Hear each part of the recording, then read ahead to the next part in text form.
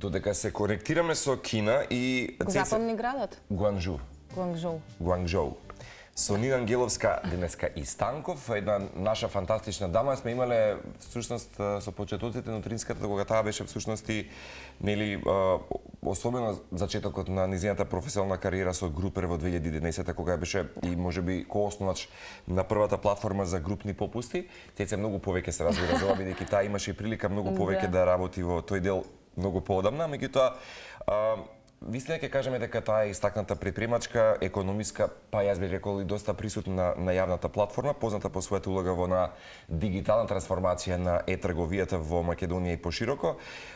Вистина со неа сме говореле за мал милион интересни активности кои што ги имала, меѓутоа во август потоа таа беше именувана за министер за финансии во Македонија, станувајќи можеби и чинам дека најмладата личност можеби во историјата на земјата, барем кога станува збор за да се држи некакво кормило во некој свој мандат, така што ако во моментот не слуша, јас и те се купуваме време се додека се конектираме со нашата Нина, токму како што кажав, во моментот 13 часот и 19 минути ќе ни каже Нина, веројатно. Така? Нина, добар ден за тебе, добро утро. Тука ќе посакаш веројатно ти за нашиот македонски народ. Добро утро, да.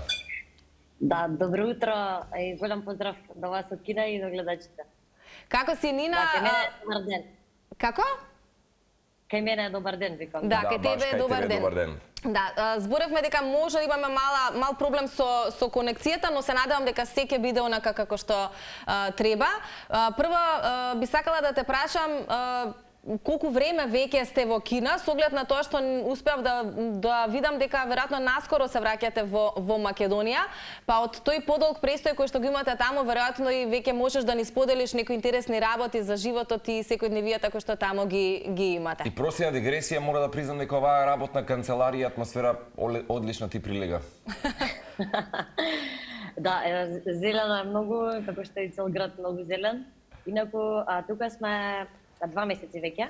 Наскоро се враќаме за една недела, а поводот зашто сме тука е затоа што мојот сопруг Виктор пред минатата година беше на конгрес во Кина, каде доби покана, беше предавач и ментор на конгрес, каде го поканија да аплицира на една програма која што е фелоушип, едногодишна програма за роботска хирургија.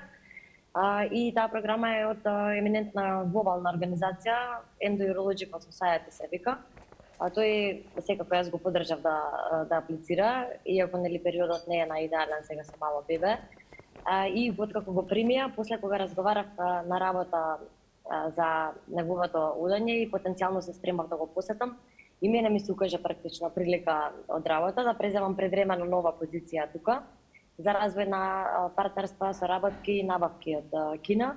И практично тука го започнав работењето после поредовно или мајчинско отсуство на нов континент со нова работна позиција и така да еве на тука 2 месеци, сега се враќам за една недела, потоа Виктор ќе остане до март, додека сме програмата, потоа ќе видиме до крај на година, можеби ќе се вратиме уште еднаш на некој период. Супер, Нина, инаку во моментот актуелни активности имаш како што кажуваш и таму, меѓутоа претпоставам дека сето тоа е во фокусот и развојот на е-трговијата и меѓу другото да не забораваме дека особено тоа се случуваше пак некаква експанзија кај тебе последниот период, особено преку улогата во Ананас e-commerce и Балканската алијанса за е-трговија.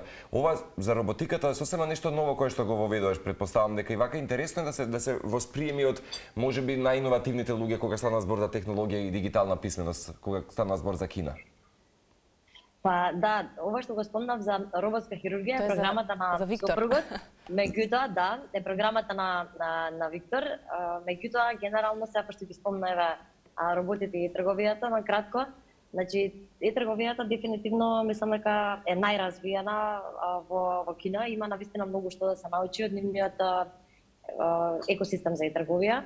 Значи, зборуваме за напредна технологија која што е интегрирана во сите процеси. Значи, во еден голем град, ние сме во Гуанчжоу инаку, во еден голем град како Гуанчжоу, кој што има со околината околу 20 милиони жители, пратките кои што нарачуваме онлайн стигаат буквално за истиот ден или следниот ден, ако се работи за quick commerce или набавки од маркети, стигаат за 10-15 минути. И тоа е благодарение на технологијата, благодарение на нивните густи fulfillment центри кои што се поставени близу големите градови. Доставата инаку со електрични возила, мали едни количиња и дополнително секако има роботска технологија примената во нивните складишта каде што се пакува, роботи ја пакуваат робата, а кога станува збор за доставата, се доделува најбрзо на најблискиот курир и затоа толку брзо пристигнува. Значи, со оглед на тоа дека спомна e-трговијата и Ананас, јас сум секако тука во улога предимствено на директор за интернационален развој ми е улогата во Ананас, меѓутоа како што кажав привремено нова позиција, имав прилика тука да го посетам Canton Fair, тоа е најголемиот сајам за увоз-извоз во светот, каде што присуствуваат 250.000 учесници и значи сајамот е одлична прилика да се биде во тек и да се научи за новите производи, новите технологии. Така да таму бев првиот месец, а ова сега што гледам дека е фотографија една што е конкретно со заменик председателот, односно заменик генералниот секретар на Кинеската комора за e-трговија, која што има над 16.000 членки, со кој потпишавме меморандум за соработка со Асоциацијата за e-трговија и со Балканската алијанса за e-трговија. Што ќе значи Нина тоа за Македонија? Потпишувањето нови меморандум со Кинеската комора за e-трговија? Па, ние имавме неколку средби и разговаравме за можната соработка. Што ќе значи, па да кажам практично или пластично кажано за македонските компании, за нашите членки, ќе значи отварање на нови можности за раст и развој и соработки со кинески добавувачи. По меморандум нели многу често се потпишува, се прави промоција, после ако не се стави во акција или не се преземе некои активности, може да значи само добра волја изразена за соработка. Меѓутоа, веќе разговараме со комората за да организираме една бизнис посета на македонски компании во Кина, со кои што би се дискутирале потенцијални развој на потенцијални партнерства и ширење на мрежите на добавувачи кои што ги имаат нашите компании или отварање на нови можности за компании кои што можеби сега немале прилика да соработуваат, а покрај тоа секако размената на знаења и искуства и, како што кажав, има многу што да се учи од нивниот развиен екосистем за e-трговија, така што верувам дека ќе има навистина многу што да донесеме бенефити за македонските компании, а кинеските, нели ќе кажеме, еве комората има 16.000 членки, Кина е огромна, нели, што е нивниот интерес, би рекла дека навистина позитивно сум изненадена од нивната отвореност дури за еве најмали мали земји и за волјата за градење на партнерства. Значи генерално многу позитивно, многу отворени врати секако да најдов, морам да кажам, секако многу се важни и контактите, односно референците. Конкретно со комората добив препорака, односно ме поврза од Обединетите нации, каде што сум амбасадор за дигитална трговија. Генерално повеќе функционираме со референции, со поврзување, така што да. Супер, да кажам дека се надевам дека ќе видиме некои активности од меморандумот. Да. Нина, од некои поинтересни работи кои што ги споделува и медиумите, преземајќи ги од сите оние работи кои што ти ги споделуваше по социјалните мрежи, можеше да се забележи дека на пазарче се плаќа со картичка, така колку што успеав да запаметам, дека роботи исто така може да ви донесат некои работи и до дома или до местото каде што престојувате. Дали ти беше некаков шок начинот на кој што таму се функционира, со оглед на тоа што во Македонија многу од работите не се до тој степен развиени?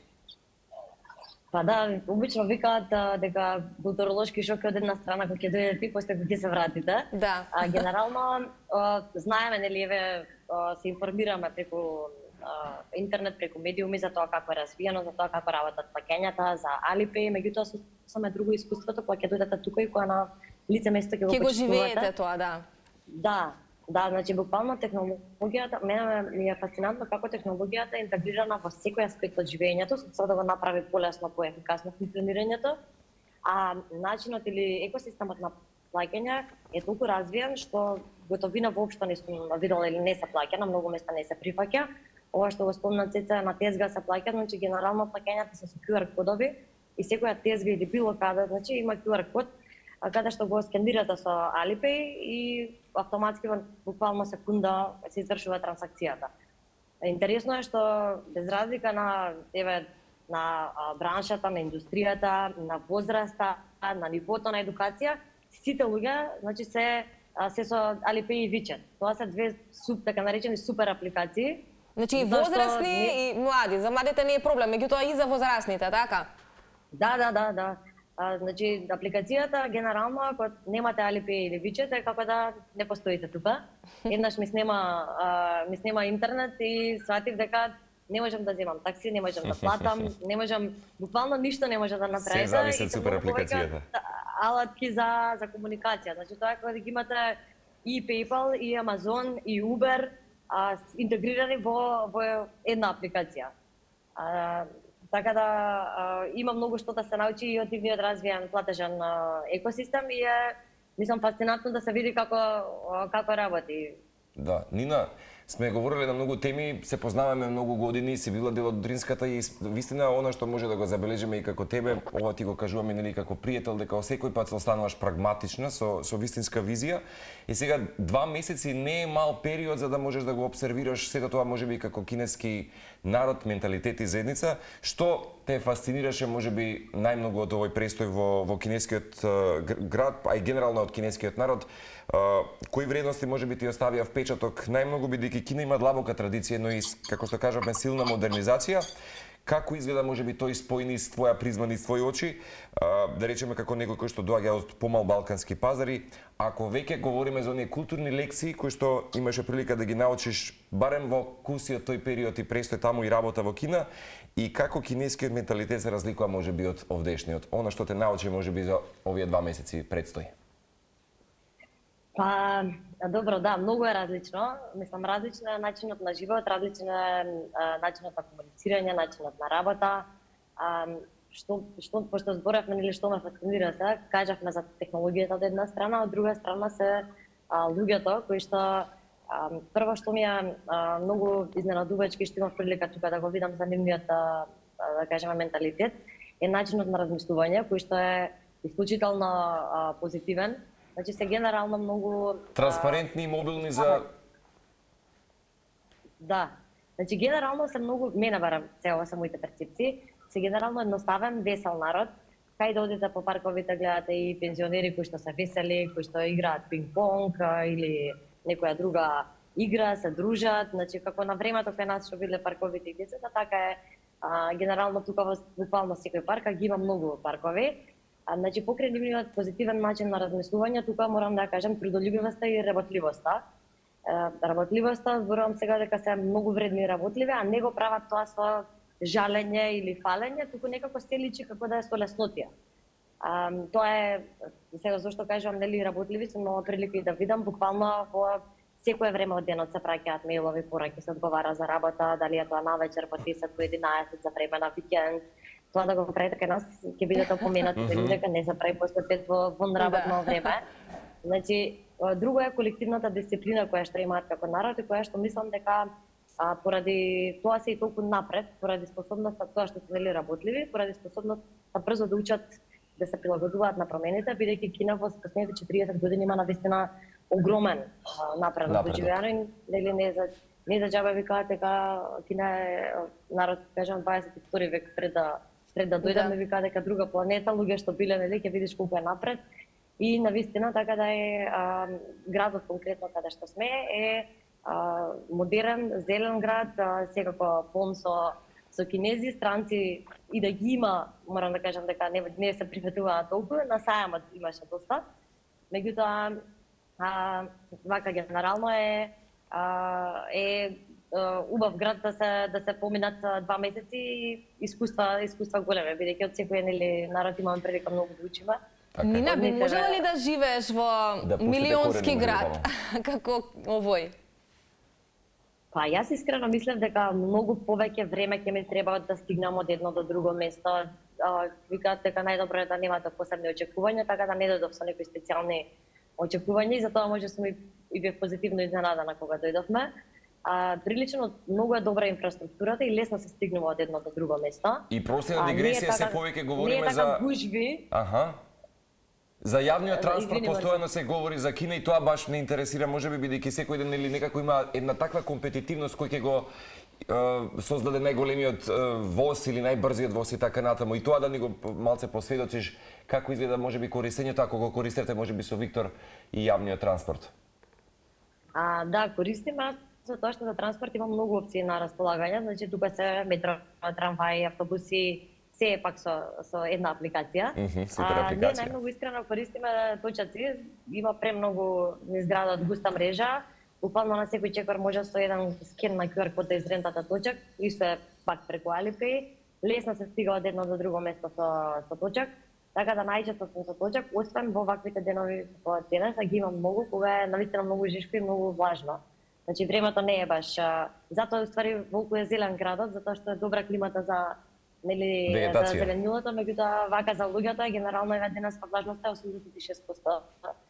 Топло и влажно е, кога дојдовме не беше толку, така да повеќе возевме точаци, сега користиме и јавен превоз како автобус, трамвај сме користеле, меѓутоа многу често користиме и такси бидејќи е многу ефтино затоа што се електрични се колите, лесно се земаат, доаѓаат за една минута пак е преку една апликација, ултра прецизна е локацијата која ќе викнете, значи не треба да поместувате или да се чудите кај треба да одите да го земете.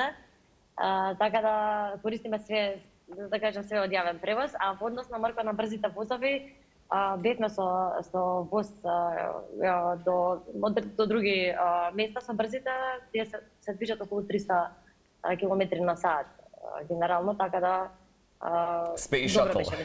Искуството не се осеќа, да. Да, убаво спомена 22 веќе веројатно таму, а имаме ние уште многу додека да стигнеме до сите овие работи да не станат секојдневие, веројатно за жал многу сте далечни. Нина, уште кратко само, инаку би можеле многу да зборуваме со тебе, но заради обврските кои што ги имаш, ќе привршуваме.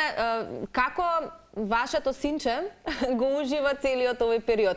Верувам, иако е многу мал, но сепак тоа сјајот во очите си го кажува своето и мама и тато знаат да го препознаат. Колку нему му е убаво во Кина? Ќе го прашаме, ќе каже. Вака личи дека многу ужива. Тоа се смеевме дека една петина од животот до сега, пошто 10 месеци скоро напред помина тука. Генерално е како викаат, нели има едно Алиса во земјата на чудата која сте тен збунети цело време. Зависи кај одиме, пошто има генерално многу што да гледа, шаренола, светла, паркови деца кај што играат. Така да мислам дека ужива во сето тоа тука. Секако татко ми е тука со нас и да не беше он со мене, веројатно јас ќе дојдов кратко на туристички поради работата, меѓутоа благодарение на тоа што тој ме подршка тука, можеме да останам 2 месеци да работам од тука. Така што повеќе од денот од 9 до 5 го поминува Стефан со татко ми, шетаат по паркови, играат убаво мое, така да ја мислам дека му е забавно на Стефан тука. Се навикна, викаат дека децата побрзо се адаптираат од возрастните, така да мислам дека многу брзо се адаптираше, пошто најважно е да сме заедно и да е со нас нели. Прекрасно. Те оставаме сега да уживате уште една седмица, колку што спомена сте заедно со Виктор и со синчето во Кина. Ве чекаме, ние веќе направивме план дека ќе го имаме Виктор и за скоро се надеваме нели Виктор останува, колку што разбрав, до март, така? До март, меѓутоа. Виктор останува до март, меѓутоа ќе дојде во јули затоа што Стефан полни една година, така да ќе можеме во јули да начекате да раскаже за искуството. Да, и баш рековме дека барем да го фатиме, што се вели барем тој некој период во Македонија додека е да го дете прашаме можеби за искуството. Прегратки од Скопје, од Македонија во утрински часови и уживајте секако во останатото време, обсервирајте, па ќе се видиме секако во Скопје да споделиме впечатоци уште повеќе. Фала, голем поздрав до сите и до гледачите, се гледаме наскоро.